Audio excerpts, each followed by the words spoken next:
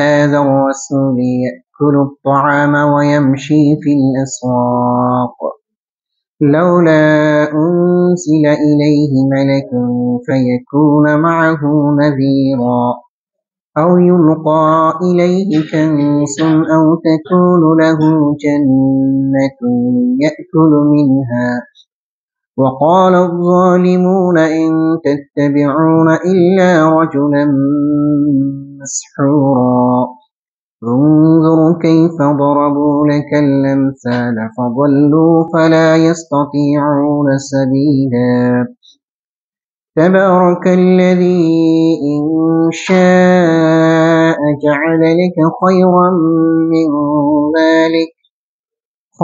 من ذلك جنات تجري من تحتها الأنهار ويجعل لك قصورا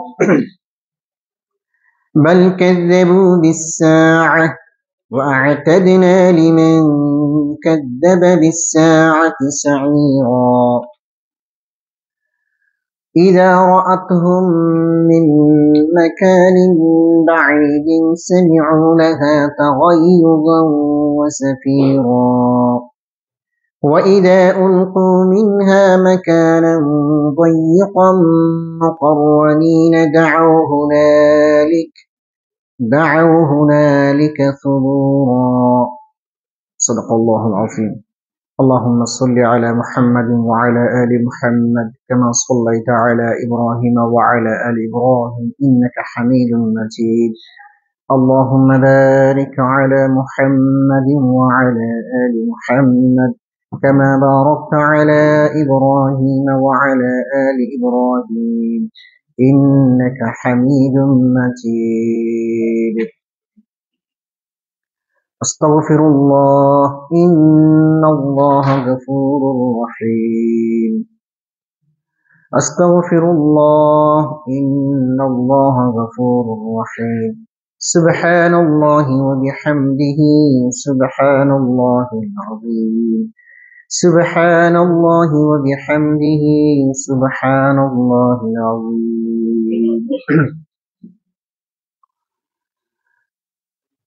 তরপিনাতারা Muslim centre মসজিদে বাদ মাগরিব তাফসিরুল কুরআন মাহফিলে উপস্থিত সম্মানিত মুসলিম کرام প্রিয় কোরআন প্রেমিক ভাইরা আল্লাহ সুবহানাহু ওয়া তাআলা শুকর আদায় করছি যিনি আমাদেরকে ফরজ সালাত মাগরিবের সালাত জামাতের সহিত আদায় করার পরেই অন্যতম শ্রেষ্ঠতম জিকির কোরআনের মাহফিলে বসার তৌফিক দিয়েছেন বলি আলহামদুলিল্লাহ।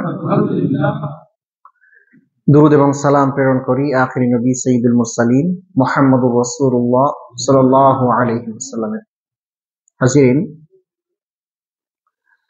আমরা এখানে একসাথে হয়েছি, এখানে কষ্ট করে বসেছি কিসের মহব্বতে? কোরআনের মহব্বতে। আর কোরআনকে মহব্বত তারাই করেন, সত্যিকার অর্থে মহব্বত তারাই করেন যারা আল্লাহকে ভালোবাসে, আল্লাহ রেজামন্দি চান, আল্লাহর সন্তোষ চান, তারাই অন্তর থেকে কোরআনকে বেশি করে মহব্বত করে। তো আমরা আল্লাহ তাআলার কাছে দোয়া করি আল্লাহ রাব্বুল আলামিন যেন আমাদের এই কোরআনের মহব্বতকে কবুল করে নেন, কোরআন অনুযায়ী যেন আমরা আমাদের জীবনকে পরিচালনা করতে পারি সে তৌফিক দান করেন। আর পাশাপাশি আমরা যেভাবে একসাথে এখানে প্রতি সপ্তাহে মিলিত হই, আমাদের মাঝে একটা মহব্বত তৈরি হয়েছে না, একটা বন্ডিং, একে অন্যের প্রতি একটা আকর্ষণ তৈরি হয়েছে। তো আমরা দোয়া করি আল্লাহ তাআলা যেন এভাবে করে আমাদেরকে পরকালে জান্নাতে একসাথে থাকার তৌফিক দান করেন, আল্লাহ তাআলা কবুল করুন। সূরা আল ফুরকানের আজকে কিছু আয়াত কারিমা তেলাওয়াত করেছি। ইনশাআল্লাহ তাআলা আল্লাহ তাআলা যদি তৌফিক দেন এই আয়াতগুলোর আলোকে আমরা কিছু তাফসীর বা আলোচনা শোনার চেষ্টা করব। ওয়া মা তাওফীকি ইল্লা বিল্লাহ আলাইহি তাওয়াক্কালতু ওয়া ইলাইহি উনীব। আজকে সূরা আল ফুরকানের 7 নম্বর আয়াত থেকে তেলাওয়াত করা হয়েছে। সূরা আল ফুরকান ইতিমধ্যে 6টি আয়াত আমরা শেষ করেছি। এই আয়াতগুলোতে কি বিষয়ে আলোচনা হয়েছে, তাফসীর হয়েছে নিশ্চয়ই আপনারা জানেন। বিশেষ করে সূরা আল ফুরকান, কোরআনুল কারীমের শ্রেষ্ঠত্ব, মুজিজা, এটা যে আল্লাহ তাআলার পক্ষ থেকে নাজিলকৃত কিতাব এবং রাসূলুল্লাহ সাল্লাল্লাহু আলাইহি ওয়াসাল্লামের নবুয়ত, রিসালাত ইত্যাদি সাক্ষী এখানে আছে। যথেষ্ট প্রমাণাদি আল্লাহ রাব্বুল আলামিন উপস্থাপন করেছেন, এবং যারা কোরআনকে এবং রাসূল সাল্লাল্লাহু আলাইহি ওয়াসাল্লামের নবুয়ত এবং রিসালাতকে যারা মিথ্যা প্রতিপন্ন করার জন্য চেষ্টা করেছে, আল্লাহ তাআলা তাদেরকে জবাবও দিয়েছেন। এই সূরায় এই আলোচনাগুলো এসেছে। তো আমরা যে আয়াত থেকে আজকে তেলাওয়াত করেছি, ঠিক তার আগের দু একটি আয়াতে আল্লাহ রাব্বুল আলামিনের যে কোরআন, এটা আল্লাহ তাআলা কিভাবে নাজিল করেছেন এই কথাগুলো বলেছেন। অমুসলিমরা বলেছিল যে এটা কোরআনের যে কথাগুলো রাসূল ইসলাম এটা বানিয়ে এনেছেন, এগুলো আগেকার মানুষের কল্পকাহিনী ছাড়া আর কিছুই না। নিশ্চয়ই আপনাদের মনে আছে। তখন আল্লাহ রাব্বুল আলামিন তাদের এই কথাগুলোর জবাব দিয়েছেন। আজকে তারা আরো একটা গুরুত্বপূর্ণ বিষয় নিয়ে আপত্তি তুলছে। রাসূল ইসলামের নবুয়ত এবং রিসালাতের উপরে তারা প্রশ্ন ছুড়েছে, তারা অভিযোগ করেছে। কি অভিযোগ করলো? আল্লাহ রসুলের নবুয়ত এবং রিসালাতকে তারা কিভাবে আক্রমণ করলো, এই কথাগুলো এখানে আজকে আল্লাহ তাআলা তুলে ধরেছেন। وقالوا ما لهذا الرسول يأكل الطعام ويمشي في الأسواق وقالوا, তারা বলল, তারা কারা? অমুসলিম মুশরিক যারা মক্কার, তারা বলল মা লিহাযার রাসূল, এ কি আশ্চর্য ধরনের রাসূল। ইয়াকুলুত তাআম, যিনি খাবার খান। ইয়াকুলু মানে খান, খাওয়া দাওয়া করেন। তাআম মানে খাবার। এ আবার কেমন রাসূল যিনি খাবার খান। ওয়ায়ামশি ফিল আসওয়াক, এবং তিনি বাজারেও চলাফেরা করেন, হাঁটা চলাফেরা, বাজারেও যাতায়াত করেন। ইয়ামশি মানে যাতায়াত করা, চলাফেরা করা। আর আসওয়াক মানে হলো বাজার। সৌখুনের বহু বচন হলো আসওয়াক, অনেকগুলো বাজার। আশেপাশে বাজার আছে না? আপনি আমি তো বিভিন্ন বাজারে যাই না? শুধু ভিক্টোরিয়াতে না, আরো তর্কিনাত্রা থেকে শুরু করে আশেপাশে যতগুলো বাজার আছে আমরা যাই। তো তারা বলছে যে এ আবার কেমন রাসূল যিনি আমাদের মতো খাবার খান, আবার বাজারেও যান। তো কাফেরদের বা অমুসলিমদের এটা হলো আপত্তির জায়গা। তাদের ধারণা ছিল যে রাসূল এমন একজন হবেন যিনি ফেরেশতার মতো হবে, যার খাবারের প্রয়োজন নাই, বাজারে যাওয়ারও দরকার নাই। এমন একজনই হবে নবী বা রাসূল। এরপরে তারা আরো অভিযোগ করলো, লাউলা উনজিলা ইলাইহি মালাকুন ফায়াকুনা মাআহু নাযীরা, যে লাউলা উনজিলা ইলাইহি মালাকুন, যদি তার কাছে একজন ফেরেশতা আসতো, মানে তিনি যে নবী রাসূল, যে কথাগুলো বলছেন মানুষকে, এটাকে সত্যায়ন করার জন্য আল্লাহর পক্ষ থেকে যে একজন ফেরেশতা আসতো, সে বলতো হ্যাঁ ইনি হচ্ছেন নবী, দায়িত্বপ্রাপ্ত নবী বা রাসূল, আল্লাহ ওনাকে অ্যাপয়েন্টমেন্ট দিয়েছেন, পন্থামেন্ট দিয়ে পাঠিয়েছেন, অ্যাপয়েন্টমেন্ট করে পাঠিয়েছেন। তো তারা আশা করেছিল এমন একজন ফেরেশতা এসে রাসূল ইসলামের পক্ষে, তার রিসালাতের পক্ষে তিনি সাক্ষ্য দিবেন। এরপরে তারা বলল ফায়াকুনা মাআহু নাযীরা, অথবা এমন একজন ফেরেশতা আসবে যে নবী যখন মানুষকে দ্বীনের দাওয়াত দিবেন, কালিমার কথা বলবেন, আল্লাহর কথা বলবেন, জান্নাত জাহান্নামের কথা শোনাবেন, তখন তার সাথে সাথে থাকবে মাআহু, তার সাথে থাকবে নাযীরা, একজন কি হিসাবে? সহযোগী হিসাবে, সহায়তাকারী হিসেবে থাকবে। তাহলে কয়টা অভিযোগ করলো? যে নবী রাসূল কেমনে হন? যিনি খাবার খান আমাদের মতো, বাজারেও যান। এরপরে তিনি যে নবী, তিনি যে কথা বলছেন, এটার জন্য যদি নবী হতেন তাহলে তো আকাশ থেকে আল্লাহর পক্ষ থেকে একজন ফেরেশতা এসে তার পক্ষে সাক্ষ্য দিতেন, তাকে বলে দিতেন যে আল্লাহ তাকে নির্ধারণ করেছেন নবী হিসাবে। অথবা তিনি নবী যখন দাওয়াত দেন, মানুষকে সতর্ক করেন, ওই অবস্থায় তার সহযোগী হয়ে মানুষের কাছে কাছে দিতে পারতেন। কি অদ্ভুত কথা বললো রাসূলের ব্যাপারে। আও ইউলকা ইলাইহি কানজুন, আরো আছে আপত্তি। তারা বলল আও ইউলকা ইলাইহি কানজুন, অথবা তিনি যেহেতু রাসূল নবী, তার কাছে আল্লাহ তাআলা কেন একটা সম্পদ, সহায় সম্পদ দান করলেন না?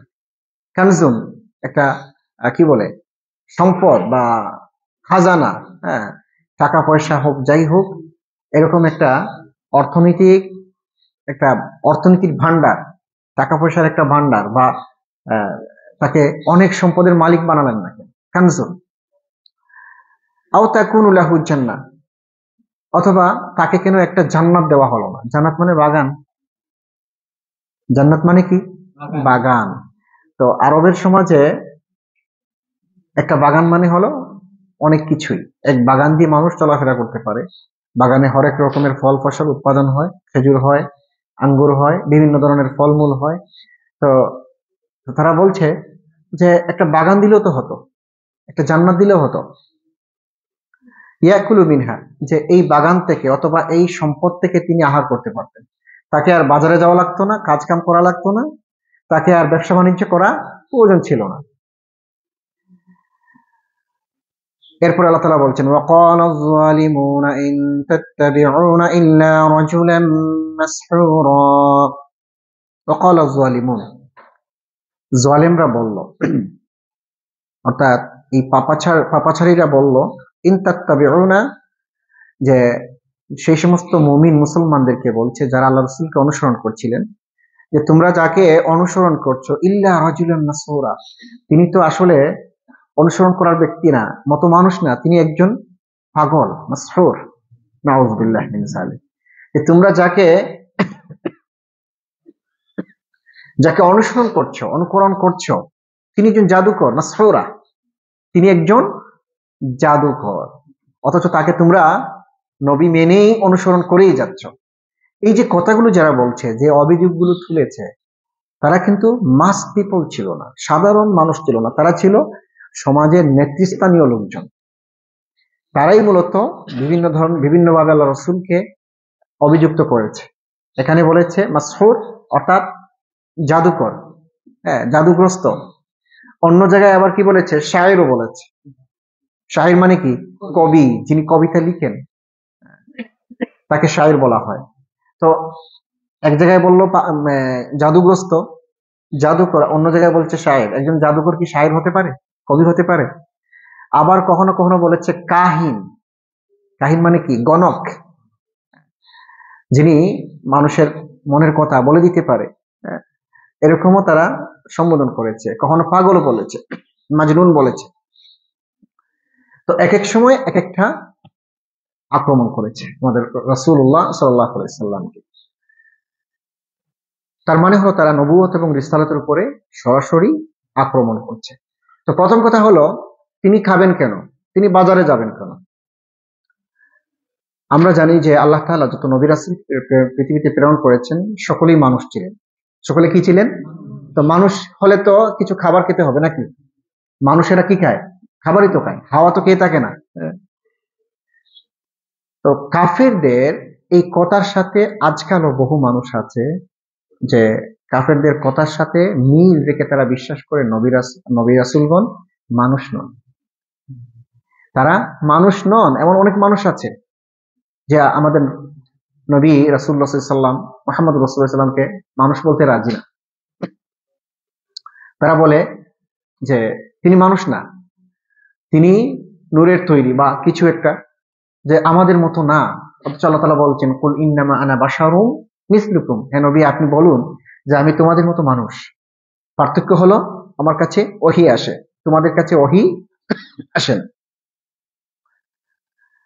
তো ওই কাফেরদের কথার সাথে আজকালও মিল রেখে যারা বিশ্বাস করে, আল্লাহ রাসূল একটি হাদিসে বলেছেন, মান তাশাব্বাহা বিকাউমিন ফাহুয়া মিনহুম, মান তাশাব্বাহা বিকাউমিন ফাহুয়া মিনহুম, যে জাতি অন্য জাতিকে ফলো করে, অনুসরণ করে, অন্য ধর্মের লোকগুলো অন্য ধর্মের কালচারকে, সংস্কৃতিকে অনুসরণ করে, তারা তাদের সাথী হবে। মান তাশাব্বাহা বিকাউমিন, তাশাব্বাহা মানে কি? সম্পর্ক রাখে বা অনুসরণ করে, অনুকরণ করে, বিকাউমিন অন্য কোনো বিজাতীয় কোনো মানে মানুষগণকে বা কোনো বিশ্বাসকে অথবা কোনো সংস্কৃতিকে, যেটা ইসলামের পরিপন্থী সংস্কৃতি। আল্লাহ রাসূল বলছেন তারা ওদের সাথেই থাকবে, তাদের হাসর ওদের সাথেই হবে। তো যে অমুসলিমরা যে অভিযোগগুলো আল্লাহ রসুলকে করেছিল, তো তিনি মানুষ না, রসুল হলে তো মানুষ হতেন না, সেই বিশ্বাসগুলো আমরা আজকাল অনেক মুসলমানরাও লালন করি, আমরা তাদের সাথেই হয়ে গেল। আল্লাহ তাআলা আমাদেরকে হেফাজত করুন। আর এমন কোন বিশ্বাস, এমন কোন সংস্কৃতি, এমন কোন কাজ আমরা যেন অনুসরণ না করি যেটা অন্য জাতিরা করে থাকে, অন্য কওম, অন্য ধর্মের লোকজন করে থাকে, ধর্মীয় সংস্কৃতি মনে করে তারা সেই জাতীয় কোনো কিছুর সাথে কোনো মুসলমান সম্পর্ক রাখতে পারে না। আল্লাহ তাআলা আমাদেরকে হেফাজত করুন। انظر كيف ضربوا لك الأمثال فضلوا فلا يستطيعون سبيلا। আল্লাহ তাআলা রাসূলুল্লাহ সাল্লাল্লাহু আলাইহি ওয়াসাল্লামকে বলছেন, উনজুর, আপনি দেখুন, কাইফা দরাবু, তারা যে আপনাকে নিয়ে কি একটা উপমা দিল। দরাবু মানে উপমা, লাকা মানে আপনাকে নিয়ে, বা আমসাল অর্থ উদাহরণ, যে আপনি দেখুন এই অমুসলিমরা কি একটা আজব একটা উপমা বা উদাহরণ আপনাকে নিয়ে দিল। ফদল্লু, এরপরে আল্লাহ তাআলা বলছেন ফদল্লু, তারা পথভ্রষ্ট হয়েছে। ফালা ইস্তাতিউনা সাবিলা, আর তারা কখনো সঠিক রাস্তার সন্ধান পাবে না, তারা পথভ্রষ্ট হয়ে গেছে। তাবারাকাল্লাযী ইন শাআ জাআলা লাকা খায়রাম মিন যালিকা জান্নাতিন তাজরি মিন তাহতিহাল আনহার ওয়া ইয়াজআল লাকা কুসুরা। তাবারাকাল্লাযী, এবারে আল্লাহ তাআলা তাদের কথার জবাব দিচ্ছেন। তাবারাকাল্লাযী, কল্যাণময় সত্তা হচ্ছেন তিনি, আল্লাযী, যিনি, ইনশাআ, ইচ্ছে করলে, জাআলা লাকা খায়রান, হে নবী আপনাকে ইচ্ছে করলে তিনি আরো উত্তম কি দিতে পারতেন, জান্নাত। ওরা তো বলছে একটা বাগিচার কথা, একটা বাগানের কথা, আল্লাহ তাআলা বলছেন এখানে জান্নাত, অনেকগুলো জান্নাত, অনেকগুলো বাগান আল্লাহ তাআলা আপনাকে দিতে পারতেন, এবং তার থেকে আরো ভালো জান্নাত, তার থেকে আরো ভালো বাগান সমূহ আল্লাহ তাআলা আপনাকে দিতে পারতেন। এবং সেগুলো হচ্ছে এমন বাগান, মিন তাহতিহাল আনহার, তাজরি মিন তাহতিহাল আনহার, ওই বাগানগুলোর পাশ দিয়ে নহর প্রবাহিত হওয়া, মানে এমন কিছু বাগান, এমন কিছু কৃষি প্রজেক্ট, ক্ষেত খামার, যেগুলোর পাশ দিয়ে পানি প্রবাহিত হয়, নদী, নালা অথবা ক্যানেল, এই জাতীয় জিনিসগুলো প্রবাহিত হয়, এমন একটা দুইটা না, অনেকগুলো বাগান আল্লাহ রাব্বুল আলামিন ইচ্ছে করলে আপনাকে দিতে পারতেন। ওয়ায়াজআল লাকা কুসুরা, এবং আল্লাহ রাব্বুল আলামিন আপনার জন্য অনেক অনেক প্রাসাদগুলো বানাতে পারতেন, আল্লাহ ইচ্ছে করলে বানিয়ে দিতে পারতেন। এর চেয়ে উত্তম, দুনিয়ার এই ধন সম্পদ থেকে আরো উত্তম, আরো সৌন্দর্যময় প্রাসাদ সমূহ আল্লাহ রাব্বুল আলামিন আপনাকে দিতে পারতেন। বাল কাযযাবু বিস-সাআ, এরপর আল্লাহ তাআলা বলছেন যে তারা যে আপনার বিরোধিতা করছে, আপনার প্রতি অভিযোগ করছে, এর অন্যতম একটা কারণ হলো কাযযাবু বিস-সাআ, তারা পরকালকে অস্বীকার করছে, পরকালকে মিথ্যা প্রতিপন্ন করছে।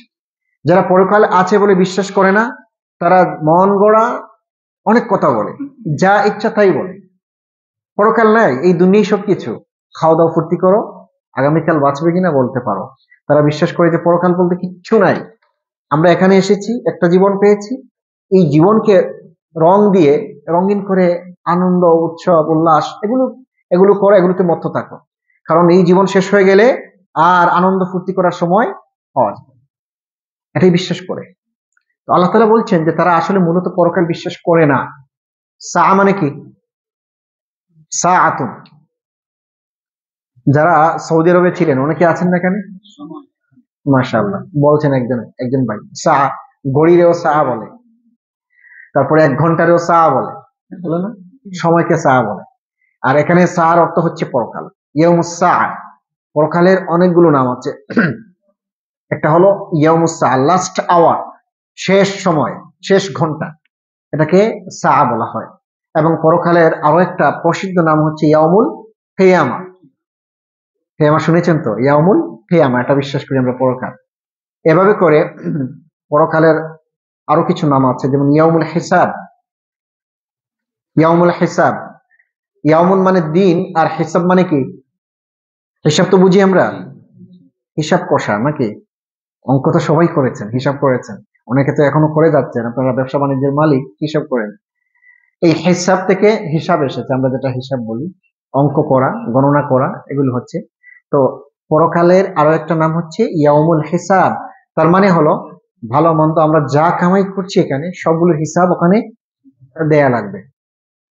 সবকিছুর হিসাব দেওয়া লাগবে, হিসাব দেওয়া লাগবে। আমরা যা কিছু করছি সবকিছু কিন্তু আমাদের দুই কাঁধে ফেরেশতারা আছেন, তারা লিপিবদ্ধ করে নিচ্ছেন। এখানে লেখা হয়ে যাচ্ছে আমরা যতটুকু ভালো করছি, যতটুকু মন্দ করছি, সব এখানে অ্যাকাউন্টিং হচ্ছে। পরকালে তার আলোকেই হিসাব দেওয়া লাগে। এই জন্য পরকালকে ইয়াউমুল হিসাব বলা হয়। আবার এই পরকালকে ইয়াউমুল বাআসও বলা হয়। বাআসা ইয়া বাআস মানে হলো উত্তোলন করা। যত মানুষ পৃথিবীতে আছে একসময় পৃথিবী ধ্বংস হয়ে যাবে, সবাই মাটির নিচে চলে যাবে, অলট পালট হয়ে যাবে। তো কিয়ামত হওয়ার সাথে সাথেই আবার সেই মানুষগুলোকে আল্লাহ রাব্বুল আলামিন মাটি ভেদ করে আবার উঠাবেন। এজন্য এটাকে ইয়াউমুল বাআস বলা হয়। তো যাই হোক, পরকালের অনেকগুলো নাম আছে। তো আল্লাহ তাআলা এখানে বলছেন যে আসলে এই অমুসলিম বা কাফিররা তারা পরকালকে বিশ্বাসই করে না, তারা পরকালকে মিথ্যা বলেছে। আচ্ছা, ইমান আনার জন্য কিছু শর্ত আছে, যাদের মাঝে যারা শুধু আল্লাহ একজন এটাই বিশ্বাস, পরিপূর্ণ ইমান হলো ইমানে মুফাসসাল, আমানতু বিল্লাহি ওয়া মালাইকাতিহি ওয়া কুতুবিহি ওয়া রুসুলিহি, পড়েছেন তো নাকি? ওয়াল ইয়াউমিল আখিরি ওয়াল কদরি খাইরিহি ওয়া শাররি মিনাল্লাহি তাআলা ওয়াল বা'সি বা'দাল মাউত। যে ঈমান আনলাম আল্লাহর প্রতি, ওয়া মালাইকাতি, মালাইকা মানে কি? ফেরেশতাদের প্রতি, ওয়া রুসুলিহি তার রাসূলদের প্রতি, তারপরে কি? ওয়া কুতুবিহি মানে কিতাবগুলোর প্রতি, একটা না, কুতুবুন কিতাবের বহু বচন, না কোরআন, জাবুর, ইনজিল, ফুরকান, যত আসমানি সহিফা আছে সবগুলোকে কুতুবুন বলা হয়। ও কুতুবি আল্লাহর কিতাবগুলোর প্রতি ঈমান আনলাম। তারপরে কি? ওয়াল ইয়াউমিল আখির, পরকালের প্রতি বিশ্বাস স্থাপন করলাম, পরকাল। ওয়াল বা'সি বা'দাল মাউত, আর আল্লাহ রাব্বুল আলামিন আবার আমাদেরকে মৃত্যুর পরে উত্তোলন করবেন। এই জিনিসগুলো হচ্ছে ঈমানের জন্য মৌলিক বিষয়। এগুলোতে বিশ্বাস রাখতে হয়, না হলে কেউ পরিপূর্ণ মুসলমান হতে পারে না। আল্লাহর বিশ্বাস করলো কিন্তু পরকাল আছে এটা বিশ্বাস করে না, তো এটা হতে পারে না। তো এই জন্য সাআ বা পরকাল হচ্ছে একটা মৌলিক বিষয়। তো আল্লাহ তাআলা বলছেন ওয়া'তাদনা লিমান কাযযাবা বিস-সাআতি সাঈরা, ওয়া'তাদনা আমি তাদের জন্য তৈরি করে রেখেছি, লিমান কাযযাবা বিস-সাআ যে পরকালকে অস্বীকার করবে, পরকালকে মানবে না, তার জন্য আমি তৈরি করে রেখেছি, রেডি করে রেখেছি সাঈরা, কঠিন শাস্তি, আগুন, জাহান্নাম আমি রেডি করে রেখেছি, শাস্তি রেখেছি। إذا رأتهم من مكان بعيد سمعوا لها تغيظا وزفيرا। إذا যখন রাআতহুম তাদেরকে ওই শাস্তি অর্থাৎ জাহান্নাম দেখবে, তাদেরকে যখন, কাদেরকে? যারা পরকালকে অস্বীকার করেছে, পরকালকে অস্বীকার করে আল্লাহর প্রতি বিশ্বাস রাখে নাই, রাসূলের প্রতি বিশ্বাস করেনি, কোরআনকে মানে নাই, নিজের মন গড়া জীবনযাপন করেছে। আল্লাহ তাআলা বলছেন যে ওই সমস্ত লোকগুলোকে যখন জাহান্নাম বা আমার শাস্তি দেখবে, রাআতহুম মিন মাকানিন বাঈদ, অনেক দূরের থেকে, মাকান মানে জায়গা, আর বাঈদ মানে দূরে, অনেক দূরে ওই পাপিষ্ঠরা আছে, কিন্তু এখান থেকে জাহান্নাম দেখেছে। তখন সামিউ ওই দূরবর্তী পাপিষ্ঠরা শুনবে, লাহা তাগাইয়ুজান ওয়া জাফিরা, গাইয়াজা ইউগাইজু মানে হলো ক্রোধ, গাইজুন মানে কি? রাগ করা, ক্রোধ। ক্রোধ আর জাফির হলো আপনার গর্জন। তার মানে হলো দূরের থেকেই ওই কাফিরগুলো যারা পরকালকে বিশ্বাস করেনি, তাদেরকে যখন জাহান্নাম দূরে থেকে দেখবে, দেখার সাথে সাথে ওই কাফিরেরা শুনতে পারবে নিজেদের কান দিয়ে, অনেক দূরে, তারা তখনও জাহান্নামের কাছে আসে নাই, অনেক দূরে, কিন্তু ওই দূরের থেকেই তারা শুনবে কি? জাহান্নামের গর্জন। ক্রোধ এবং চিৎকার, তাদেরকে দেখেই জাহান্নাম শুরু করবে, তারা অনেক দূরের থেকে শুনবে। নাউযুবিল্লাহি মিন যালিক। وإذا ألقوا منها مكانا ضيقا مقرنين دعوا هنالك ثبورا وإذا ألقوا منها, যখন তাদেরকে এই জাহান্নামে ফেলে দেয়া হবে, কি অবস্থায় ফেলবেন? আল্লাহ তাআলা বলছেন এখানে মুকাররানিন, সুশৃঙ্খল ভাবে তাদেরকে শিকলবদ্ধ করে, অর্থাৎ শিকল দিয়ে বেঁধে যখন জাহান্নামে ফেলা হবে, মিনহা মাকানান দাইয়্যিকা, তখন তাদের এই জাহান্নামের এই জায়গাটা, প্রস্থটা একেবারে আঁটোসাঁটো করে দেওয়া হবে, সংকীর্ণ করে দেওয়া হবে।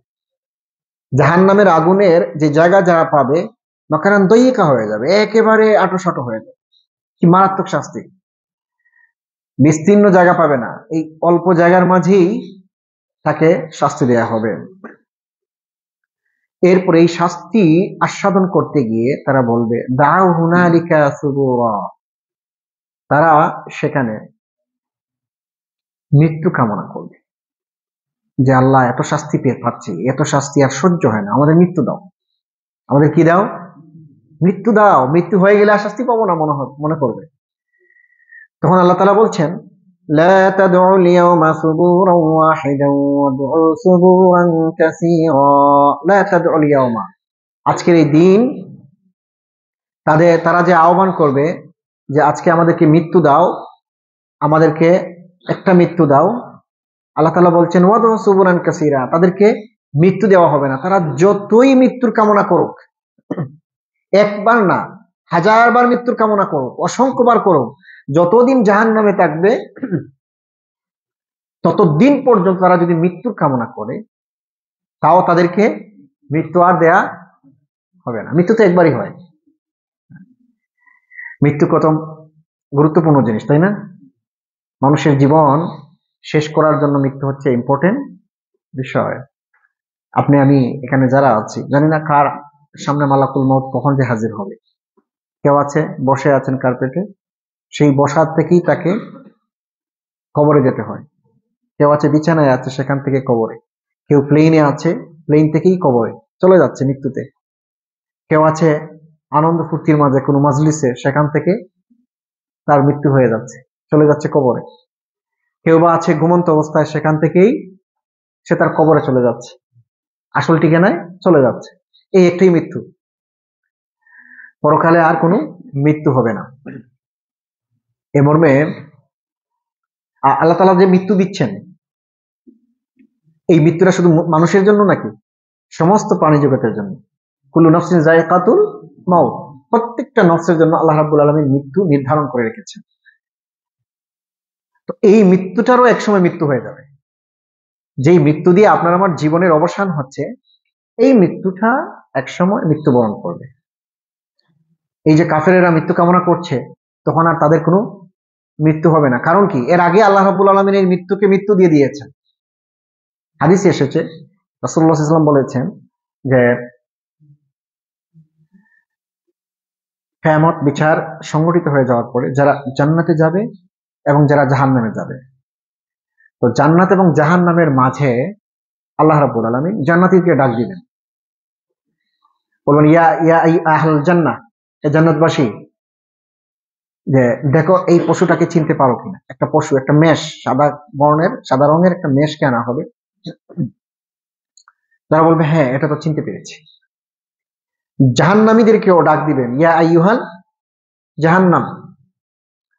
তো আল্লাহ যখন ডাক দিবেন, জাহান্নামীরা চিন্তা করবে আল্লাহ রাব্বুল আলামিন হচ্ছেন রহমানুর রহিম, তিনি হচ্ছেন দয়াবান, তাই না? দয়ার সাগর, যে আমাদের প্রতি বোধহয় এখন দয়া করা হচ্ছে, দয়ার জন্য আমাদেরকে ডাক দিয়েছেন।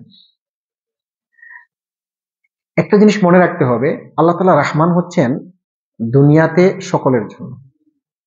রহমান অর্থ হলো দয়াশীল, দয়াবান, যিনি দয়া করেন। এটা হচ্ছে দুনিয়াতে। দুনিয়াতে যত মানুষ আছে, মুসলিম অমুসলিম, অন্য ধর্মের লোক, যত আল্লাহকে মানে না, যারা নাফরমান, সকলের জন্য আল্লাহর দয়া সমান। যারা নাফরমানি করে, বরং তারাই দেখা যায় যে দুনিয়াতে যারা আল্লাহরে মানে তাদের থেকে ভালো আছে না? কারণ এই যে আল্লাহ এখানে কারোর জন্য কম করেন নাই, কারোর জন্য বেশি রাখেন নাই। যে যতটুকুন চাইবে ততটুকুন পাবে, সে আল্লাহর বান্দা হোক অথবা আল্লাহর নাফরমানি করুক, যেভাবেই আছে চাওয়া অনুযায়ী সে পাবে। আর আখেরাতে আল্লাহ রাব্বুল আলামিন দয়ালু হচ্ছেন শুধুমাত্র কাদের জন্য? দুনিয়াতে যারা আল্লাহকে ভয় করত, আল্লাহকে মানত, তাদের জন্য রাহিম হচ্ছেন আখেরাতে।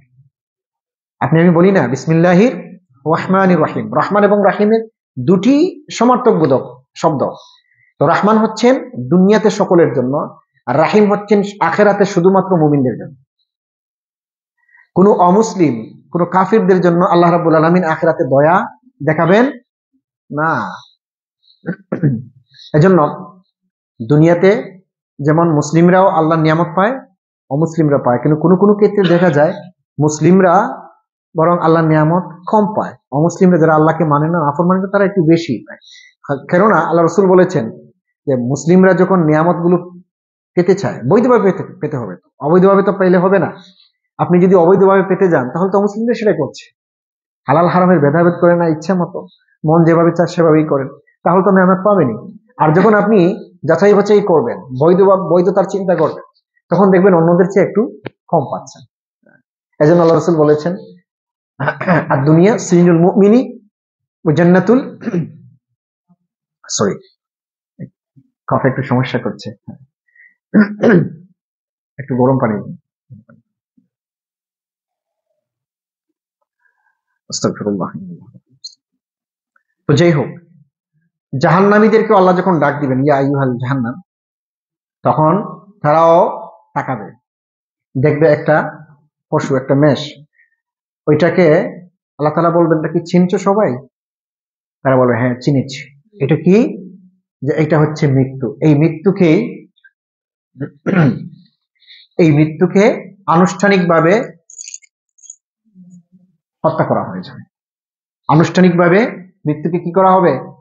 জান্নাত এবং জাহান্নামের মাঝে হত্যা করা হবে। এরপরে আর কারো মৃত্যু নাই। যিনি জান্নাতে যাবেন চিরস্থায়ী জান্নাতে, যিনি জাহান্নামে যাবেন চিরস্থায়ী জাহান্নাম। তো এখন যারা জাহান্নামে গিয়ে জাহান্নামের কঠিন আযাব ভোগ করার পরে চিৎকার করছে আল্লাহ মৃত্যু দাও, মৃত্যু দাও, মৃত্যু আল্লাহ দিবেন আর দিবেন না, তো কাদেরকে আল্লাহ তাআলা এই জাহান্নামে প্রেরণ করবেন এখানে বলছেন? যারা পরকালকে অস্বীকার করে তাদেরকে এবার ব্যবস্থা দিবেন। এরপরে আল্লাহ তাআলা বলছেন কুল আযালিকা খায়রুন আম জান্নাতুল খুলদিল্লাতী উইদাল মুত্তাকুন। নবী আপনি বলুন আযালিকা খায়র, এই জান্নাত কি, এটা কি উত্তম না? আম জান্নাতুল খুলদি, অথবা এই মৃত্যুটাই তোমাদের জন্য ভালো, নাকি জান্নাতুল খুলদি এমন একটা জান্নাত যেটা চিরস্থায়ী, আল্লাতি যেটার ব্যাপারে ওয়াইদাল মুত্তাকুন, মুত্তাকিদেরকে ওয়াদা করা হয়েছে, প্রতিশ্রুতি দেওয়া হয়েছে যে চিরস্থায়ী জান্নাত তাদেরকে দেওয়া হবে। এখন তোমরা ওই চিরস্থায়ী জান্নাত তোমাদের জন্য উত্তম, নাকি তোমাদেরকে এই যে পানিশমেন্ট দেওয়া হচ্ছে জাহান্নামে এটা উত্তম? আর তারা কি চমৎকার ভাবে যুক্তি দেখাচ্ছেন। কানাত লাহুম জাযাআন ওয়া মাসীরা, মুত্তাকিদেরকে যে আল্লাহ তাআলা জান্নাত দিবেন, চিরস্থায়ী জান্নাত, আল্লাহ তাআলা বলছেন কানাত লাহুম, এই জান্নাতটা তাদের জন্য জাযাআন, প্রতিদান স্বরূপ। প্রতিদান কেন? দুনিয়াতে তারা এক আল্লাহর প্রতি বিশ্বাস রেখেছিল, তারা ফেরেশতাদের প্রতি বিশ্বাস রেখেছে, কিতাবের প্রতি বিশ্বাস রেখেছে, নবী রাসূলদের প্রতি বিশ্বাস রেখেছে, পরকালে তারা বিশ্বাস ছিল, আল্লাহ তাআলা আবার তাদেরকে জিন্দা করবেন, হ্যাঁ হিসাব নিবেন, এটাতে তারা বিশ্বাস করেছে এবং সে অনুযায়ী নিজেদের জীবনকে গঠন করেছিল। এই জন্য আল্লাহ রাব্বুল আলামিন তাদেরকে জাযা দিচ্ছেন। জাযা মানে কি? প্রতিদান। জাযা হচ্ছে প্রতিদান। ও মাসীরা, এবং ওই জায়গায় আল্লাহ রাব্বুল আলামিন তাদেরকে চিরস্থায়ী রাখবেন। এটা একটা মাসিরুন হতে হলো একটা জায়গা, চিরস্থায়ী একটা জায়গা, সেখানে আল্লাহ রাব্বুল আলামিন তাদেরকেই রাখবেন।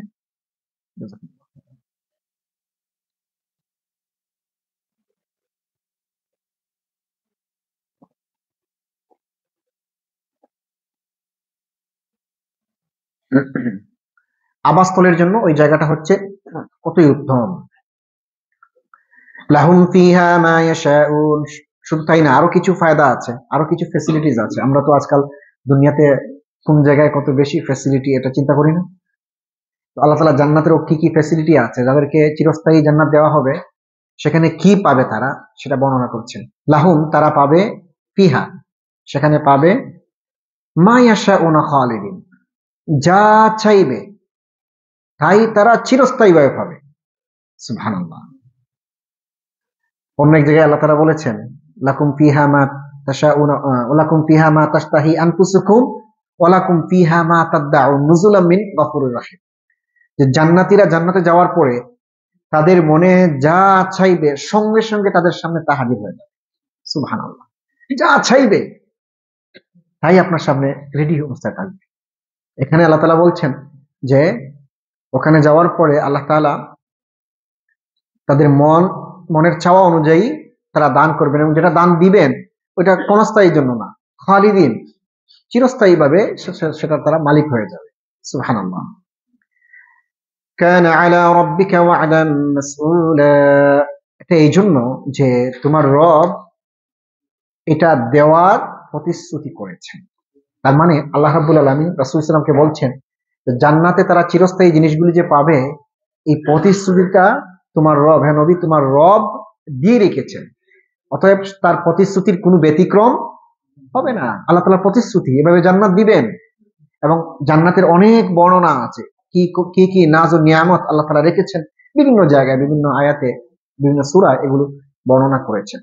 আল্লাহ রাব্বুল আলামিন এখানে যারা আছে আমাদের সকলকে সেই জান্নাত যেন দান করে, সবাই বলুন আমিন। আল্লাহ তাআলা যে ওয়াদা করেছেন সেই ওয়াদার বাস্তব প্রতিফলন সেদিন ঘটবে, আমরা যেন সেটা সাক্ষী থাকতে পারি। আল্লাহ তাআলা তৌফিক দান করুন।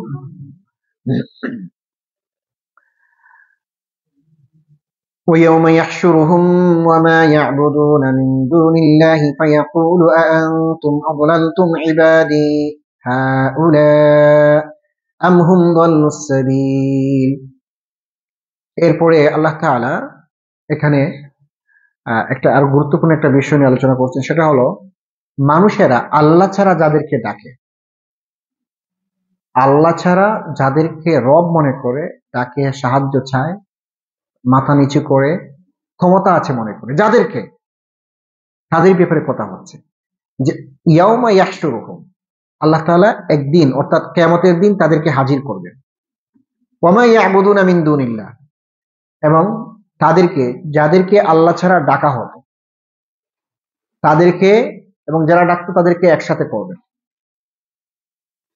ফায়াকুল, এরপরে বলবেন, আনতুম আদলালতুম ইবাদি হাউলাই, যে তোমরা কি, আনতুম মানে তোমরা কি, আদলালতুম পথভ্রষ্ট করেছিলে, ইবাদি হাউলাই আমার এইসব বান্দাগুলোকে।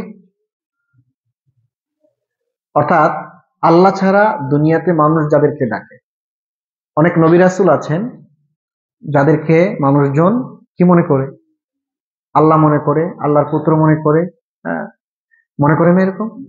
ওজাইর আলাইহিস সালামকে ইহুদিরা আল্লাহর পুত্র মনে করে, ঈসা ইবনে মারিয়ামকে কেউ কেউ আল্লাহ মনে করে, কেউ আল্লাহর অংশ মনে করে, কেউ আল্লাহর ছেলে মনে করে, নাউযুবিল্লাহি মিন যালিক।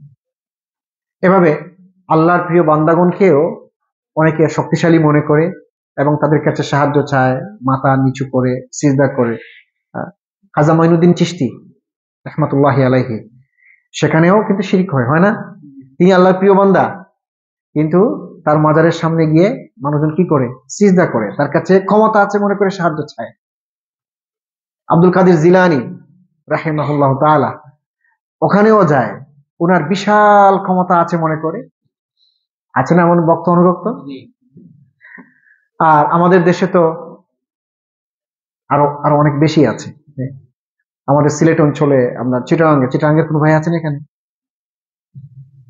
সিলেটের শাহজালালের মাজারে সুবহানাল্লাহ লোকজন অনেকে বিশ্বাস করে ওনার কিছু ক্ষমতা আছে, এখনো আছে, মৃত্যুর আগে ছিল, এখনো আছে, সেই মনে করে সিজদা করে সাহায্য চায়। তারপরে আরো এরকম যারা আল্লাহর প্রিয় বান্দারা আছেন, যারা আল্লাহকে ভয় করতেন, তাকওয়া যাদের ছিল, যারা আলেম ছিলেন, মৃত্যুর পরে সেই তাদেরকেই সিজদা মানে জায়গা বানিয়ে ফেলেছে, তাদেরকে আল্লাহর সাথে শিরিক করছে। তাদেরকে আল্লাহর সাথে শরিক করছে। বাংলাদেশ, ইন্ডিয়া, পাকিস্তান সহ গোটা পৃথিবীর বিভিন্ন জায়গায়। এর ছাড়াও বিভিন্ন দেবদেবীকে আল্লাহর সাথে শরিক করছে। কোরআনুল কারীমে সূরা নূহতে কয়েকটা দেবতার কথা বলা হয়েছে, যারা নূহ আলাইহিস সালামের সময় যারা প্রিয় বান্দা ছিলেন, এদেরকে লোকজন কি করতো? উপাসনা করত। ইয়াউক, নাসর সহ এভাবে কয়েকজনের নাম এসেছে। তারপরে মক্কা, মদিনা, সৌদি আরবের লোকজন লাত, মানাত, উজ্জা এদের উপাসনা করত। আজকালও বিভিন্ন জায়গায় মূর্তির উপাসনা করা হয়, করে না মানুষজন? বিভিন্ন দেবদেবীর উপাসনা করে। অনেকে আবার জড় পদার্থ, এই যেমন বড় পাথর, গাছ বা এই জাতীয় পাহাড় পর্বত, এই জাতীয় জিনিসগুলো জড় পদার্থের উপাসনা করে। তো নবী রাসূল থেকে শুরু করে বিভিন্ন সময়ের পীর মাশায়ের, আল্লাহর বান্দাগণ থেকে শুরু করে দেব দেবতা, জড় পদার্থেরও আল্লাহ রাব্বুল আলামিন কিয়ামতের দিন অনুভূতির প্রকাশের একটা বোধ শক্তি দিবেন। সেও তার অনুভূতি প্রকাশ করতে পারবে, তার বোধ শক্তি দিবেন, কথা বলার শক্তি আল্লাহ তাআলা দান করবেন। যেই সমস্ত পাথরগুলো উপাসনা করা হচ্ছে, যে গাছগাছালি উপাসনা করা হচ্ছে, পাহাড়ে উপাসনা করা হচ্ছে, এগুলোরও এক সময় আল্লাহ তাআলার হুকুমে এগুলোরও একটু কথা বলার শক্তি হবে। এই আয়াতই আমরা শুনবো ইনশাআল্লাহ। তো সবাইকে হাজির করবেন, সবাইকে আল্লাহ তাআলা হাজির করবেন, এরপর প্রশ্ন করবেন যে তোমাদেরকে এই সমস্ত মানুষেরা উপাসনা করত, তোমাদের ইবাদত করত, এখন তোমরাই বলো, তারা যে তোমাদের ইবাদত করত, এদেরকে তোমরা কি পথভ্রষ্ট করেছিলে? তোমরা বলেছো তোমাদেরকে সিজদা করার জন্য, তোমাদের কাছে সাহায্য কামনা করার জন্য, তোমাদের ক্ষমতা আছে এই মনে করে সব সময় তোমাদেরকে আহ্বান করার জন্য, এটা কি তোমরা করেছিল? তখন যাদেরকে উপাসনা করা হচ্ছে তারা কি জবাব দেবে? আল্লাহ তাআলা বলছেন, قالوا سبحانك ما كان ينبغي لنا أن نتخذ من دونك من أولياء ولكن متعتهم وآباءهم حتى نسوا الذكر। তারা সবাই বলবে قالوا سبحانك, আয় আল্লাহ তুমি হচ্ছে পবিত্র, তুমি হচ্ছে পবিত্র, আমরা তোমার পবিত্রতা ঘোষণা করছি। মা কানা ইয়ানবাগি লানা আন নাত্তাখিযা মিন দুনিকা মিন আউলিয়া, এটা কি করে হতে উচিত হয় যে তোমাকে ছাড়া আমরা অন্য কাউকে অভিভাবক মানি নি? এটা কি করে সম্ভব? এটা উচিতই হয় নাই, যে আমরা উচিতই ছিল না যে আমরা তোমাকে ছাড়া অন্য কাউকে অভিভাবক মানাই। মানে আমরা এই কাজগুলো করি নাই, আমরা তাদেরকে বলি নাই আমাদের ইবাদত করার জন্য। আজকে যে মাটিকে খোদা বানিয়ে সিজদা করা হচ্ছে, সেই মাটি সাক্ষী দিবে আমি বলি নাই, আমাকে এটা করেছে তারা। আজকে মাজারগুলো ওই দিন বলবে আমরা বলি নাই, আমাকে করানো হয়েছে। গাছগুলো বলবে আমি বলি নাই, আমার মাঝে শক্তি আছে মনে করে তারা আমাকে সিজদা করেছে। সকালে, দিনে, দুপুরে, রাতে সব সময় আমাকে সিজদা করেছে। তারা সবাই অস্বীকার করবে, আমরা বলি নাই, আমরা বরং আপনার পবিত্রতা ঘোষণা করছি। কথাটা ক্লিয়ার? পাইলেন তো আজকে দলিল? দেব দেবতা থেকে শুরু করে যত সব জায়গাগুলোতে মানুষজন শিরিক করছে, তারা জবাব দিবে আমরা এই মানুষগুলির বলি নাই আমাদেরকে সিজদা করার জন্য, আমাদেরকে প্রভু মনে করার জন্য আমরা বলিনি। এরপরে আল্লাহ তাআলা বলছেন, তারা আরো বলবে বরং ওয়ালাকিন মাত্তাআতাহুম, বরং এদেরকে আপনি তো উপায় উপকরণ দিয়েছেন, এদেরকে যথেষ্ট নিয়ামত আপনি দিয়েছেন। মাত্তা মানে হলো নিয়ামত, উপায় উপকরণ। ও আবাআহুম, এবং তাদেরকে না, তাদের বাপ দাদাদেরকেও আপনি নিয়ামত দিয়েছেন, সহায় সম্পদ দিয়েছেন, তারা অনেক নিয়ামত পেয়েছে। হাত্তা, তবে নাসু যিকরা, এরা ভুলে গেছে আপনার শুকরিয়া দেয়। এখন যাদেরকে আমরা গায়রুল্লাহ, আল্লাহ ছাড়া যাদেরকে ডাকছি, যে সমস্ত লোকেরা ডাকছে, তারা উল্টেই বলবে যে আমি তো বলি নাই, বরং এরা আপনার নিয়ামত ভোগ করে আপনাকে ভুলে গেছে।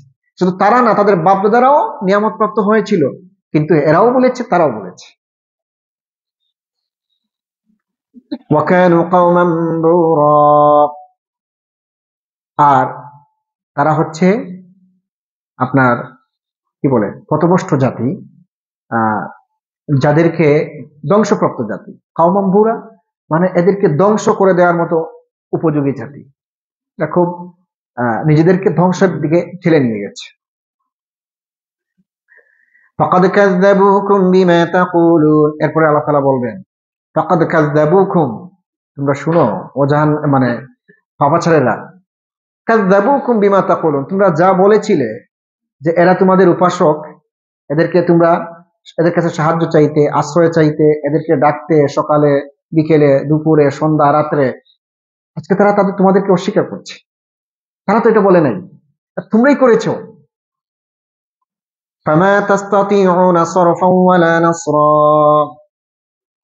আল্লাহ তাআলা তোমাদের জন্য তোমরা যে এই জঘন্য কাজটা করেছো, এই জন্য আল্লাহ তাআলা তোমাদের জন্য শাস্তি রেখেছেন, এবং ওই শাস্তি আল্লাহ তাআলা যে দিবেন, এক্সিকিউট করবেন, এটা যে প্রয়োগ করবেন, এক্ষেত্রে তোমরা কেউ বাধা দিতে পারবে না। কারো কোনো বড়ত্ব, কারো কোনো শক্তি সামর্থ্য আজকে এখানে চলবে না। শাস্তি তোমরা পাবেই, এতে কেউ বাধা দিতে পারবে না।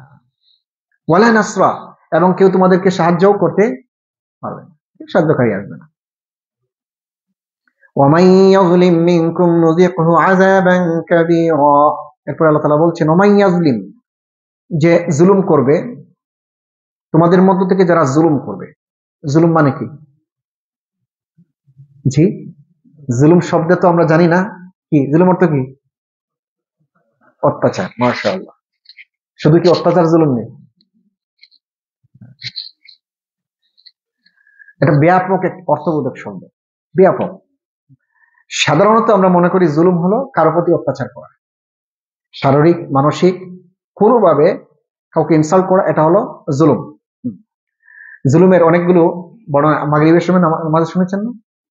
লা ইয়াসখার কাওমুম মিন কাওমিন আসা আন ইয়াকুনু খায়রাম মিনহুম, কোন মানুষকে হ্যাঁ প্রতিপন্ন করা, ছোট করা, এটা একটা জুলুম। কারো নাম বিকৃত করে ডাকা, হ্যাঁ, যেমন কারো নাম আনিস, আপনি আনিচ্ছে বলে ডাকলেন, বা একটু টুইস্ট করলেন, বিকৃত করলেন, আর যে আমাদের সমাজে যেটা চলে, এটাকে আমরা অপরাধও মনে করি না। অথবা এমন নামে ডাকলেন যে সেটা অপছন্দ করেন, বিকৃত করে নাম ডাকা, এটা হলো একটা জুলুম। তো এভাবে করে শারীরিক মানসিক কোনোভাবে মানুষকে কষ্ট দেয়া, এটা হচ্ছে জুলুম।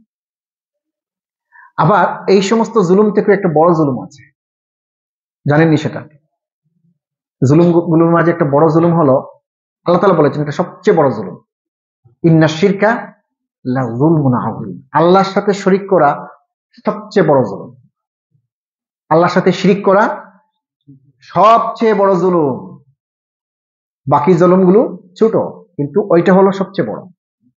এরপরে ধারাবাহিক ভাবে যেমন আল্লাহ নাফরমানি করা জুলুম করা, ফরজ ইবাদতগুলোকে নষ্ট করা জুলুম করা, নিজের হক অন্যের হক নষ্ট করা জুলুম করা, এই জাতীয় যত জুলুম আছে। তো আল্লাহ তাআলা বলছেন ওমান ইয়াজলিম মিনকুম, যারা তোমাদের মধ্যে থেকে জুলুম করেছে, নুযিকহু, আজকে তাকে আস্বাদন করানো হবে, স্বাদ পাওয়া লাগবে তার, আযাবান কাবীরা, বড় শাস্তি আস্বাদন করবে আজকে, বড় শাস্তির যে তীব্রতা, শাস্তির তীব্রতা সে আজকে টের পাবে। কারা? যারা জুলুম করেছে বিভিন্ন ভাবে, তাদেরকে আল্লাহ রাব্বুল আলামিন শাস্তি দিবেন। এখানে মূলত জুলুম বলতে আল্লাহ তাআলা বুঝাচ্ছেন, আল্লাহ ছাড়া যাদেরকে ডাকা হয়, আল্লাহ ছাড়া যাদেরকে ইলাহ মেনে, রব মেনে করে মানুষজন ডাকে, তাদেরকে আল্লাহ তাআলা বলছেন যে বড় শাস্তি দিবেনই। এই শাস্তি তারা পেতে কেউ বাধা দিতে পারবে না, এবং তাদেরকে কোনো সাহায্য করাও হবে না, কোনো সাহায্যকারী থাকবে না, তারা শাস্তি পাবে। এরপরে আল্লাহ রাব্বুল আলামিন আরেকটা জরুরি কথা বলছেন, ওয়ামা আরসালনা ক্বাবলাকা মিনাল মুরসালিন ইল্লা ইন্নাহুম লায়াকুলুনা আত-তাআমা ওয়া ইয়ামশুনা ফিল আসওয়াক ওয়ামা আরসালনা মিন ক্বাবলাক, যে আমি হে নবী, আমি আপনার পূর্বে যত নবী রাসূল পাঠিয়েছি, মিনাল মুরসালিন, সমস্ত নবী রাসূলগণ, ইল্লা ইন্নাহুম লায়াকুলুন, সব নবী রাসূলগণ কি করতেন? লায়াকুলুন, তারা খাবার খেতেন, লায়াকুলুন আত-তাআম, তারা খাবার খেতেন, ওয়া ইয়ামশুনা ফিল আসওয়াক, এবং বাজারেও যেতেন। এটা ওই কাফিরদের জবাব দেয়া হচ্ছে, যারা প্রশ্ন করেছিল যে নবী হবেন তিনি যিনি আমাদের মতন খাবেনও না, বাজারেও যাবেন না। তার বাজার সবাই দরকার কি? আল্লাহ গায়েব থেকে তাদেরকে সম্পদ দিয়ে দিবে, তারপরে আর কি করবে? বাগান দিয়ে দিবে, ওখান থেকেই তিনি চলতেন। এবং তিনি নবী হবেন যে যার সাথে সার্বক্ষণিক একজন ফেরেশতা থাকবে, তাকে গাইড দিবে, তাকে সহযোগিতা করবে। এখন আল্লাহ রাব্বুল আলামিন তাদের এই কথা জবাব দিচ্ছেন যে, হে নবী, আপনি মন খারাপ করবেন না, কারণ আপনার আগে যত নবী রাসূল ছিল প্রত্যেকেই খাবার খেয়েছেন, স্বাভাবিক মানুষের মতো খাবার খেয়েছেন, এবং তারা বাজার হাটেও করে গিয়েছেন, বাজারেও গিয়েছেন। আজকাল ওই কাফেরদের মতো করে আমাদের মানুষের মাঝে, সমাজের মানুষের মাঝে কিছু মাইন্ড এখনো রয়ে গেছে এরকম, যে আল উলামাউ ওয়ারাসাতুল আম্বিয়া, বলেন না, নবী রাসূল তো এখন নাই, নবী রাসূলদের উত্তরসূরি কারা? আলিম উলামারা না। এখন তারা যদি বাজারে যান অথবা একটু ব্যবসা বাণিজ্যে জড়িত হন, আলিম হয়ে দুনিয়া খাওয়া শুরু করেছে, বলে না? এটা কত বাস্তব জিনিস, যে ইমামতি করে পেট ভরে না, এখন আবার ব্যবসা শুরু করেছেন। আল্লাহু আকবার। মানে ইমাম যিনি, তিনি ব্যবসাতে আসবেন কেন? বাজার সদাই করবেন কেন? গায়েবী এখানে যারা ইমাম আছেন, যাদের পরিবার আছে, বাড়ি আছে, ঘর আছে, এখন তারা যদি একটু বাজার সদাই না যান, গভর্নমেন্ট ঘরে বাজার দিবে? খাবার পাঠাবে? পাঠাবে না। আর আপনারা ভিন্নভাবে নিবেন না, যারা ইমামতি করেন দুনিয়াতে, আমি জানি না, 2-4 জায়গায় হয়তো একটু ভালো অবস্থানে আছে, ইমামদের বেতন সবচেয়ে কম। ইমামদের বেতন সবচেয়ে কম, সেটা বাংলাদেশে হোক, ইতালিতে হোক, আর ইউকে হোক, আর আমেরিকায় হোক। একজন কাজের লোক যিনি নতুন একজন ইমাম হিসাবে একটা মসজিদে জয়েন করেন অথবা খেদমতে জয়েন করেন, তার সাথে সাথে আরো একজন মানুষ রেস্টুরেন্টে কাজে যায়, রেস্টুরেন্টে যে বেতনটা পায় বা হাত দিয়ে যেটা পায়, ইমাম সাহেব যে শুরুতে হাত দিয়েটা পান। রেস্টুরেন্টে যিনি কাজ করে 10 বছর পরে সিনিয়র হতে হতে এক পর্যায়ে তার ভালো একটা বেতন চলে আসে। কিন্তু মুয়াজ্জিন সাহেব, ইমাম সাহেব যে বেতনে মসজিদে ঢুকলেন, 10 বছর পরে দেখা যায় সে একই বেতন। তো কি হইল? এভাবে করে ইমামরা বিভিন্ন জায়গায় থেকে কম পাচ্ছে। এখন যদি তারা একটু, পরিবার চলবে কেমনে? একটু যদি এদিক সেদিক না করে, একটু সবজি চাষ না করে, একটু কৃষি কাজ না করে, একটু ব্যবসা বাণিজ্য টুকটাক না করে, তাহলে সে চলবে কেমনে? তার পরিবার কিভাবে চলবে? যারা প্রবাসে আছে, ঘর ভাড়া চলবে কেমনে? নাকি কনজিউমার বিল, তারপরে গ্যাস বিল, বিদ্যুৎ বিল, এগুলি কম আসে নাকি ইমাম সাহেবদের জন্য? মাফ করে দিয়েছে গভর্নমেন্ট? নাই। এরপরেও যদি কোনো ইমাম সাহেব একটু হালাল ভাবে, বৈধভাবে একটা কিছু করতে যায়, নানান সমালোচনা আমাদের সমাজে হয়। একজন ইমাম, তিনি আবার এরকম যাবেন কেন, এরকম করবেন কেন? তো যারা আগে অভিযোগ তুলতো আল্লাহ রসুলের প্রতি, তিনি একজন নবী, তিনি বাজারে যান, বাজার সদাই করেন, আবার ব্যবসা বাণিজ্যও করেন, আবার আমাদের মতো খান, তাহলে নবী হলে এটা করবেন কেন? আল্লাহ তাআলা বলছেন যে না, মানুষ হিসাবে এগুলো করা লাগে, সকলকেই করতে হয়। কথা হলো হালাল ভাবে, বৈধভাবে একজন ইমাম তিনি তার রিজিক অন্বেষণ করবেন, সাধারণ মানুষও একইভাবে বৈধভাবে রিজিক অন্বেষণ করবে। হ্যাঁ, যদি যদি কোনো আলেম একেবারে মসজিদ ছেড়ে দিয়ে ব্যবসা শুরু করেন, ইমামতি করেন না কিন্তু ব্যবসায়ী, কিন্তু তার জন্য শর্ত হলো তিনি দিনের প্রতি থাকতে হবে। তিনি যে ইলম অর্জন করেছেন এটাকে দাওয়াতি কাজে ব্যবহার করা লাগে, দাওয়াতি কাজে ব্যবহার করে ব্যবসা করতে কোনো সমস্যা নাই। দিনের এই কথাগুলো মানুষকে জানিয়ে দিতে হবে, এরপরে তিনি ব্যবসা করুন, যাই করুন, এটা করতে পারেন, তাতে কোনো সমস্যা নেই। অতএব আমাদের মানসিকতাকে বড় করা দরকার, একটু বড় করতে হবে। আমাদের কথাবার্তা, আমাদের চিন্তা চেতনা ওই অমুসলিমদের মতো যেন না হয়। আল্লাহ তাআলা আমাদের সবাইকে এই বিষয়গুলো বোঝার তৌফিক দান করুন। ওয়াজআলনা বা'দাকুম লিবা'দিন ফিতনাহ। আরো একটা গুরুত্বপূর্ণ বিষয় আল্লাহ তাআলা বলছেন, ওয়াজআলনা বা'দাকুম, আমি বানিয়েছি তোমাদেরকে, তোমাদের একে অন্যকে, একজনের জন্য আরেকজনকে ফিতনা, পরীক্ষা আসল। তোমাদের একজন আরেকজন হচ্ছে পরীক্ষা স্বরূপ। মানে দুজন ব্যক্তি, দুজনই হচ্ছেন, দুজনেই পরীক্ষাতে অংশগ্রহণ করছেন। দুজন মানুষ হলো, উদাহরণ কয়েকটা দেওয়া আছে, যেমন একজন ধনী, একজন গরিব। ধন দিয়ে আল্লাহ তাআলা তাকে পরীক্ষা করছেন, যিনি গরিব, সহায় সম্পদ নাই, গরিবই দিয়েও তাকে পরীক্ষা করছেন। ধন দিয়ে কিভাবে পরীক্ষা? অনেক সম্পদের মালিক, এখন সেই সম্পদ পাইয়া তিনি কি অহংকারী হয়েছেন? যদি অহংকারী হয়ে যান, পরীক্ষায় ফেল। আল্লাহর নাশুকরি করেন, পরীক্ষায় ফেল।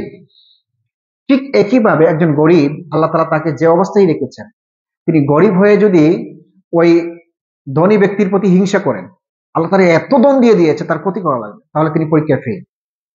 তিনি যদি সবর করতে না পারেন তাহলে পরীক্ষায় ফেল। ধন দিয়েও যেমন আল্লাহ পরীক্ষা নিচ্ছেন, তারপরে না দিয়েও আল্লাহ তাআলা পরীক্ষা নিচ্ছেন। প্রত্যেকেই প্রত্যেকের জায়গায় পরীক্ষা দিচ্ছে, কেউ পাস করছে, কেউ পাস করছে না। আবার দেখুন, ক্ষমতা, শক্তি, সেটা এককভাবে শক্তি হোক, পারিবারিকভাবে হোক, সামাজিকভাবে, দলীয়ভাবে হোক, যার যত শক্তি বেশি আছে, শক্তি পাইয়া তিনি কি সেই শক্তি মানে দাপট দেখাতে গেলেন? দাপট দেখাতে গেলেই তিনি পরীক্ষায় ফেল। আর যিনি একেবারে শক্তিহীন, ব্যক্তিগতভাবে হোক, পারিবারিক হোক, সামাজিকভাবে হোক, শক্তিহীন হওয়ার পরেও যদি সে যদি মানে শক্তিশালী হওয়ার মতো কাজ করে, তাহলে সে ওই জায়গায় ফেল। এভাবে করে, যেমন কেউ কথা বলছেন, দুজন মানুষ আমরা কথা বলছি, একজনে কথা বলেছেন, কথা যেটা বললেন এটাই তার জন্য পরীক্ষা। তিনি যদি ভালো কথা বলেন পরীক্ষায় পাস, আর যদি মন্দ কথা বলেন পরীক্ষায় ফেল। এখন আমি আব্দুল্লাহ, আল্লাহর এক বান্দার সাথে কথা বলছি, আমি একটু শক্ত ভাষায় কথা বলছি, এইটা শোনার পরে যে যাকে আমি কথা বলছি তিনি যদি গরম হয়ে যান, খেপে যান, তাহলে তিনি ফেল। আমি তো ফেল করলাম, সেও ফেল। আর তিনি যদি আমার শক্ত কথা শোনার পরে, গরম কথা শোনার পরে নিজেকে কন্ট্রোল করে সবর করেন, যা শুনাইছে শুনাইছে, তাহলে শুধু পরীক্ষায় পাশ করলেন না, ডাবল মার্কে পাশ করে যান। সবর করার কারণে একটা হলো তিনি গরম কথা বলেন নাই, পরীক্ষায় পাশ করছেন, আর সবর করার কারণে আরো একটা সব আল্লাহ তাআলা তার আমল দান করে দিয়েছে। এরপরে যদি আরেকটা বিষয় হলো, সবর করার পরে অনেক সময় হয় কি যে কারোর সাথে আপনার ঝগড়া লেগেছে, কথাবার্তা কাটাকাটি হয়েছে, ঝগড়া লেগেছে, এরপরে আপনি তারে সবর করলেন, সে অনেক কিছু আপনার শোনাইছে, আপনার উপর হাত উঠাইছে, এরপরে আপনি আর কিছু বললেন না, তার মানে আপনি সবর করলেন, কিছু বললেন না, পাশ করছেন। এরপরে যদি আপনি তার সাথে সম্পর্কগুলো আবার মিটমাট করে আগের মতো নিয়ে আসতে পারেন, তাহলে আরো 3 ডাবল সওয়াব আপনি পেয়ে যাবেন। তো এই জন্য আল্লাহ তাআলা বলছেন, কথা বাস্তব জিনিস, যে তোমাদেরকে একজন আরেকজনের জন্য পরীক্ষা বানিয়েছি। তোমাদের সহায় সম্পদে পরীক্ষা, তোমাদের উঠা বসায় পরীক্ষা, কথাবার্তায় পরীক্ষা, সার্বিক বিষয়ে তোমরা কিন্তু পরীক্ষা দিচ্ছ প্রতিনিয়ত। তো আল্লাহ তাআলা এই কথাগুলো এখানে বলেছেন। এরপরে বলছেন, আতাসবিরুন, তোমরা কি এই অবস্থায় সবর করবে না? আল্লাহ তাআলা এই অবস্থাগুলোতে আমাদেরকে সবর করার তৌফিক দান করুন। ওয়া কানা রাব্বুকা বাসীরা, এরপরে আল্লাহ তাআলা বলছেন, তোমার রব সবকিছু দেখছেন, তোমরা তোমার রবের দৃষ্টির ভিতরে আছো, এর বাহিরে কেউ নয়। সম্মানিত হাজিরিন, তো আজ আমরা এই বিষয় পর্যন্ত শুনলাম তাফসীর। বিশেষ করে রাসূলুল্লাহ সাল্লাল্লাহু আলাইহি ওয়াসাল্লাম যে আমাদের মতো মানুষ আল্লাহ রাব্বুল আলামিন তাকে দুনিয়াতে পাঠিয়েছেন, তিনি একজন মানুষ হিসেবে স্বাভাবিক জিনিসগুলো যেভাবে প্রয়োজন হয় তারও সেভাবে প্রয়োজন হয়েছে, এটা আমাদেরকে বিশ্বাস করতে হবে।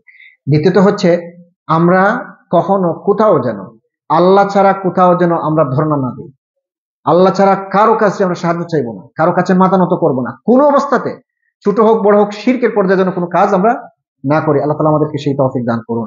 ওয়া আখিরু দাওয়ানা আনিল হামদুলিল্লাহি রাব্বিল আলামিন। আস্তাগফিরুল্লাহ।